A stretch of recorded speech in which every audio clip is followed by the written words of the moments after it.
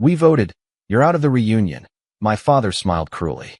Then don't expect my $7,000 to cover your trip to Italy next month, I said as I blocked his card. Sit down, my sister said, already grinning. We need to talk. I hadn't even taken off my coat yet. The family group chat had said family meeting at 6, but no one told me why. Now I was standing in the middle of my parents' living room, still holding the gift basket I brought like some fool. My mom gave me a tight smile from the armchair. Dad was sipping wine on the couch, legs crossed, too comfortable. My brother sat near the window, scrolling his phone, pretending he wasn't in on it. What is this? I asked slowly, already feeling the shift in the air. Did someone die? No, my father said, placing his glass down with a little too much ceremony. We had a vote. About the reunion. What vote? I asked. You're out, he said flatly. We've decided it's best if you don't come to Tuscany with us next month. The room went silent. I blinked. You're joking. No, my sister said. She was practically glowing. We just think it's best. For the group dynamic. I let out a short breath through my nose. Group dynamic? You're always so tense, she continued. You make things stressful. Last year, remember how you argued with the waiter about the service charge? You embarrassed Mom. Because they added an extra €80 to the bill. I snapped. I was the only one who noticed. You're welcome, by the way. We just want peace this year, Mom said softly, not meeting my eyes. I looked at them. All three of them. The ones I'd booked the flights for. The ones who texted me 2 weeks ago asking if I'd mind covering the villa deposit. Just until your dad's bonus comes in. That was $7,000, charged on my card, same day. They'd send emojis after. Let me get this straight, I said slowly. You're kicking me out of the trip I planned. The one I paid for. You offered, my dad said, shrugging. I didn't offer to be excluded from it. Well, my sister said, crossing her legs like a judge in court, you've been really uptight lately. All your little boundaries and budgets. You've changed. My laugh was short and bitter. Yeah, I started saying no.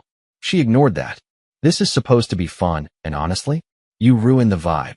Ruin the vibe, I repeated. You mean I stop you from drinking €18 spritzes on my card all day? You're overreacting, Mom cut in. Don't make this ugly. Oh, I won't. I pulled out my phone calmly, opened the travel account linked to the trip. Dad's phone buzzed on the coffee table. What was that? He muttered, picking it up. That was me blocking the travel card, I said. The one I used to book your tickets, your hotels, and that villa in Tuscany with the pool you just had to have. You know, the one none of you paid me back for. You can't do that, my sister hissed, standing up. Oh, I can. And I did. What are we supposed to do now? My brother finally spoke, wide-eyed. The trip is in 3 weeks. Figure it out, I said. You're so relaxed, remember? Manifest the money. You're acting like a child, Mom snapped. I looked straight at her. No, Mom. I've stopped acting like a wallet. Dad stood up, furious. You're being spiteful. No, I said, grabbing my keys. I'm being done. And just like that, I walked out, leaving them stunned in their designer chairs, wine glasses trembling, and Tuscany dreams suddenly unpaid for. They didn't just betray me. They planned it. Together. The night after the family vote, I didn't sleep. I lay awake in my apartment, staring at the ceiling, phone buzzing on the nightstand. My sister sent me 3 laughing emojis. I didn't respond. Around midnight, I got a text from my mother. Don't let this ruin everything. We still love you. You just made the trip difficult. Difficult? I paid for the trip. I planned it. I booked the 5-star villa with the pool and the chef and the vineyard tours because they begged me to. And now I was the problem? But it was the next morning that everything truly unraveled. My cousin Maya called. We hadn't spoken in a while, mostly because my sister hated her and always made snide comments about how Maya didn't fit in. Hey, she said. I heard what happened. You okay? How did you hear? I asked, confused. There was a pause. They posted about it, she said. Posted where? Instagram.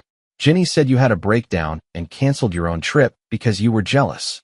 I felt my blood run cold. What? She posted a boomerang of wine glasses clinking and captioned it. When the toxic one finally takes himself out, #reunion prep, #narcissist free. I was speechless. My family had voted me out of a trip I paid for, lied about it, and were now mocking me online. That's when I realized something much deeper was going on. You know, Maya continued. I wasn't going to say anything, but this isn't new.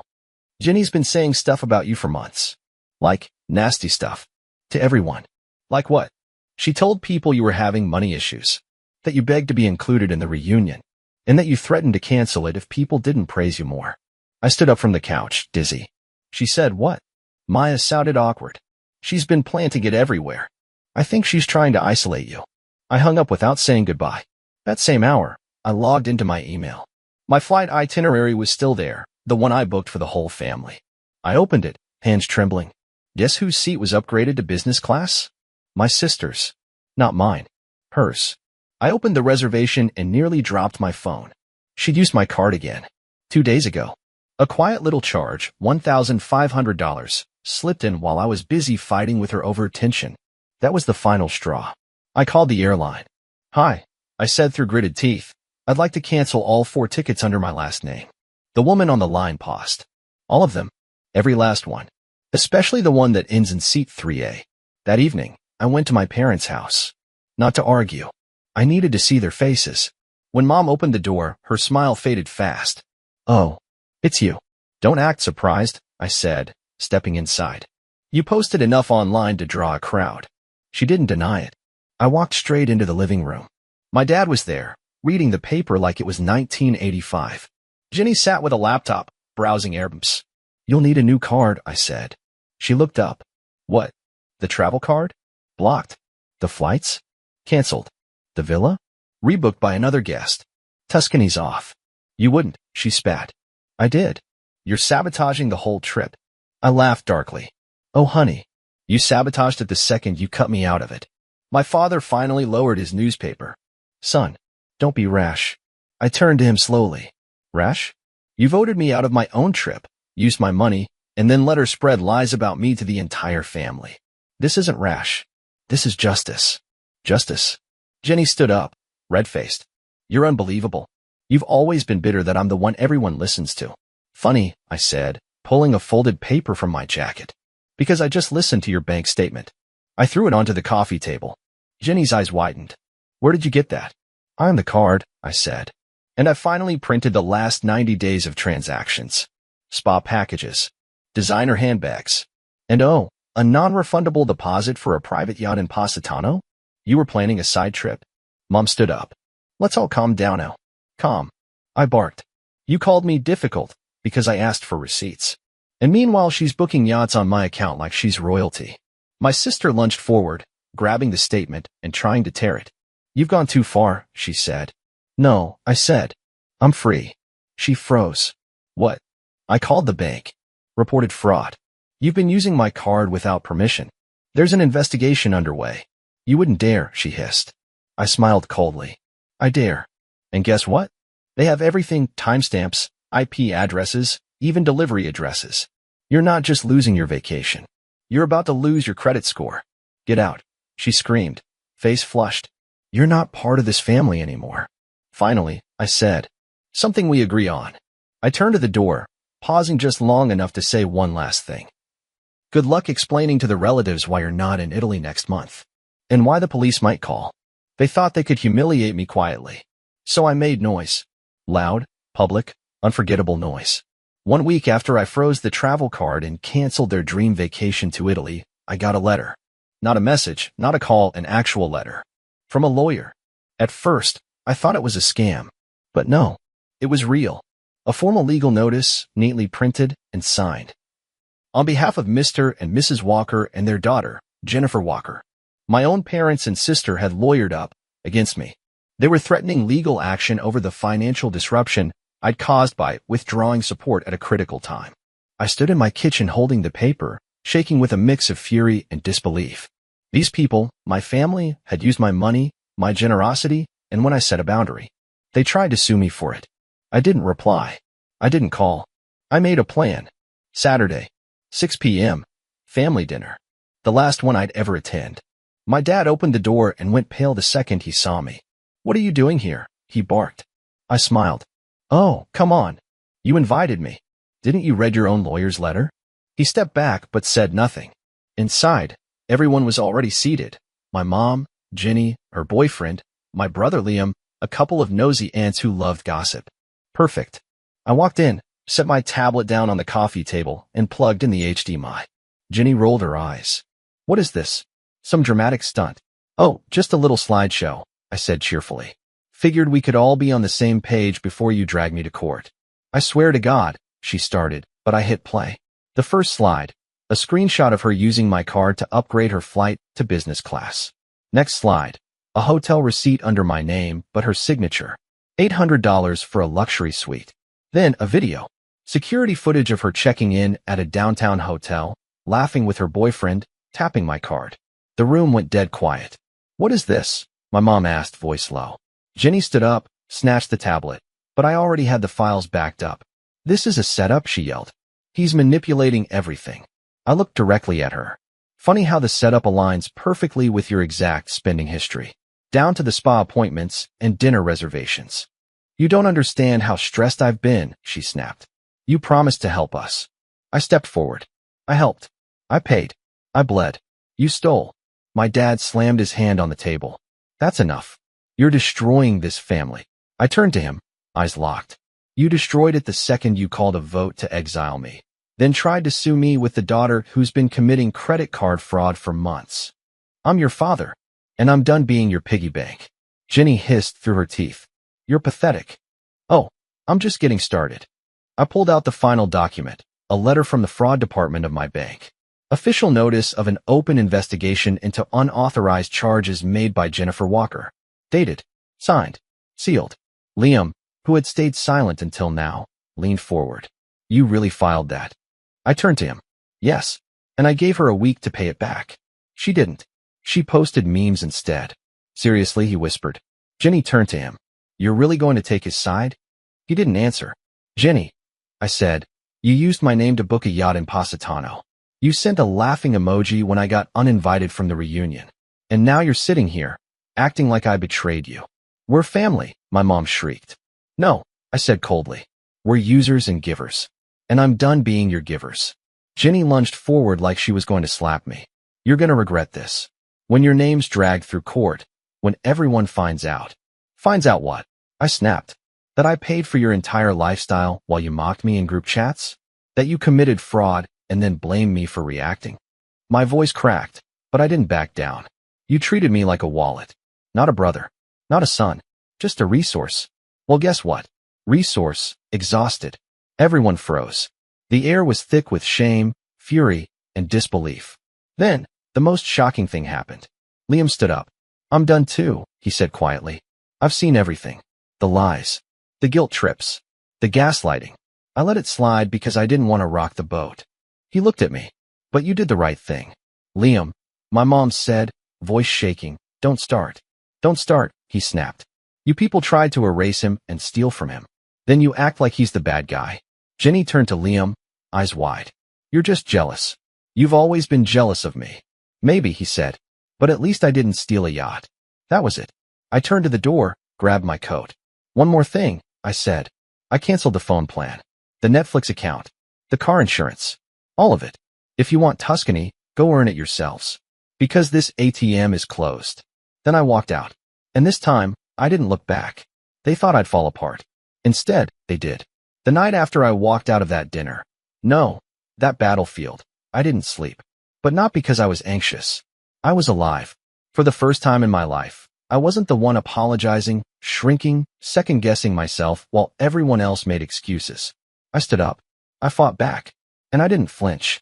And now, the dominoes started falling. Day 1, the silence. The next morning, my phone was strangely quiet. No you went too far messages.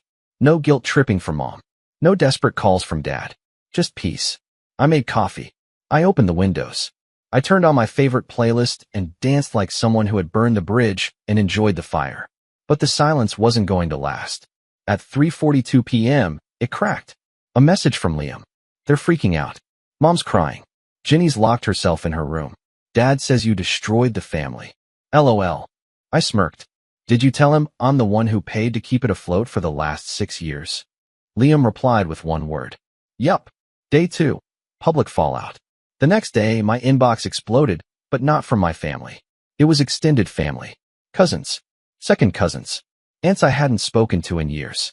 Everyone had seen Jenny's now deleted Instagram stories, the lawyer letter, the fraud claims, and they were pissed at her. I'm so sorry. We had no idea what you were dealing with. I always knew something was off with Jenny. But this. If you need a place to stay, our guest room is open. You're not alone. One message stood out. It was from Aunt Clara, my mom's older sister, who had once disowned her over an inheritance fight 20 years ago. You did what none of us ever had the courage to do. You stood up to her. I'm proud of you. I didn't even realize I was crying until I saw the teardrop hit my keyboard. Day 3. Jenny's collapse. I was at the gym, mid-rep, when Liam called. She did it, he said. Did what? She broke down. Like, full-on meltdown. Screaming at mom and dad. Threw a wine glass. Said it's all your fault because now the extended family is blacklisting her. I sat down on the bench, breathless. She said what? She said you humiliated her, destroyed her image, and ruined her chances with Brian. You remember Brian? That dentist she's been stringing along. Oh, yeah, I said. Mr. Prenup. Exactly. Word got out about the fraud thing. He cut her off cold. Told her he doesn't date criminals. I nearly choked from laughing. She also screamed something about you being grandma's favorite, Liam added. That shut me up. What? Yeah. Apparently grandma updated her will. Left you her house. I was silent. She never told me, I whispered. She told me last year, Liam said. Said you were the only one who ever checked on her without asking for money.